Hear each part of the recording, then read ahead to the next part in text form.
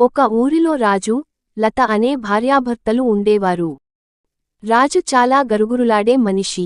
చిన్న పొరపాటు జరిగినా లత మీద అరవడం, కొట్టడం అతని నిత్యకృత్యం. లత ఎంత ప్రయత్నించినా రాజు మారే పరిస్థితి కనిపించలేదు. ఒకరోజు రాత్రి రాజు తీవ్రంగా కోప్పడి లతను మళ్లీ గాయపరిచాడు. బాధతో కన్నీళ్లతో పడుకున్న లత ఆ రాత్రి నిర్ణయం తీసుకుంది. ఇలా ఇక కాదు. రాజుకి ఎలాగైనా బుద్ధి చెప్పాలి, అయితే కోపంగా కాదు, జ్ఞానంతో. మరుసటి రోజు, ఈ రోజు కొంచెం సరదాగా నేర్పుదాం చూద్దాం. ఆమె బజారులోంచి ఒక చేప కొని తన పొలంలో దాచుతుంది. రేపు ఉదయం రాజు పొలం దున్నుతుండగా ఓ చేప బయటకు పడుతుంది.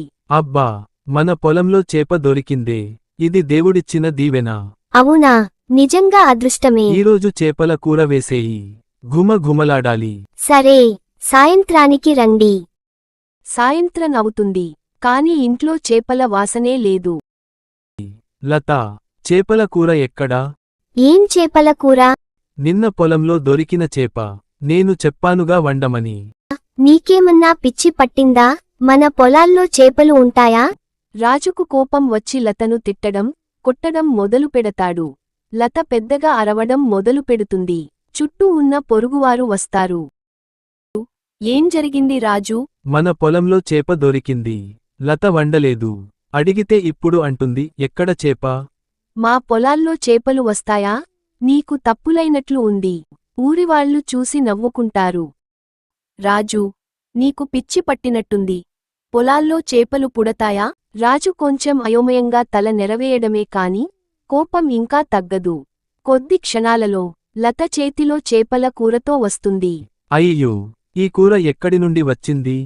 ఇది నీ కోరిక కదా, నీ కోపానికి తగిన బుద్ధి ఇది. రాజు ముందు కూర తినడం మొదలుపెడుతుంది. మళ్లీ రాజు కోపంతో లతను కొట్టబోతుంటాడు.